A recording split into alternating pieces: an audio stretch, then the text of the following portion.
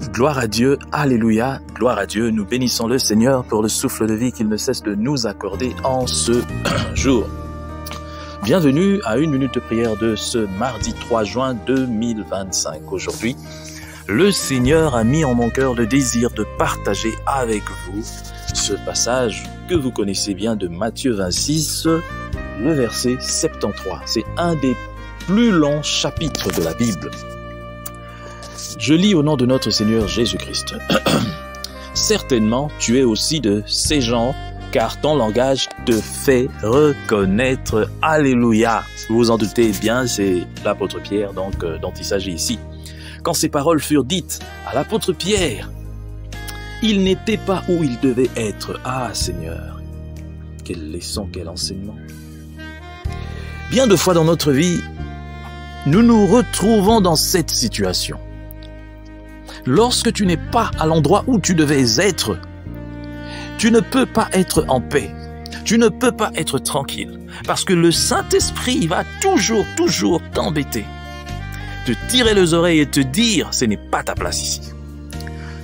La place de l'apôtre Pierre, celui à qui Jésus avait dit, personnellement, je te donne les clés de l'Église. Sa place devrait être aux côtés de son Seigneur. L'apôtre Pierre devrait être à côté de Jésus pendant qu'il était hué, chahuté, frappé, battu. Mais l'apôtre Pierre n'était pas là. Il était loin. Et là, l'endroit où il se trouvait a fait poser des questions aux gens. Mais toi, tu n'es pas du tout comme nous. Ta façon de parler, ta façon de t'habiller, ta façon de regarder les gens, ta façon de répondre, ta façon d'être, montre que toi, tu fais partie de ces gens. Ah, mon frère, ma sœur, tu n'as pas besoin de dire aux gens que toi, tu es chrétien. Tu n'as pas besoin de dire aux gens que toi, tu es un pasteur, tu es un serviteur de Dieu. Tu n'as pas besoin d'une grande église pour que les gens voient ce que tu es en réalité. Tu n'as pas besoin de tous ces tralala. Rien que par ta façon d'être, les gens peuvent savoir qui tu es. Et rien que par ta façon d'être, les gens peuvent savoir que tu ne fais pas partie de ceux qui sont avec Jésus. Rien que par ta façon de marcher, de parler, de t'entretenir avec les autres, de te comporter, on peut voir si tu es vraiment en marche vers le ciel ou tu ne l'es pas.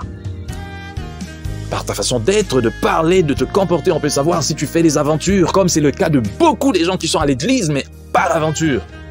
L'apôtre Pierre, bien qu'il était dans un moment de faiblesse, mais reflétait toujours le caractère de Christ. Lorsqu'on le voyait, le Saint-Esprit témoignait, cet homme, il n'est pas comme vous, celui-ci est de mon côté.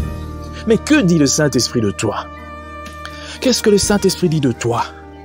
Est-ce que le Saint-Esprit te reconnaît toi comme enfant de Dieu, comme fils, fille de Dieu? Est-ce que le Saint-Esprit te reconnaît comme serviteur de Dieu? Ou bien tu nous fais des aventures parce que toi-même tu t'affiches? Aujourd'hui, j'aimerais que cette parole puisse être une interpellation pour tout un chacun de nous.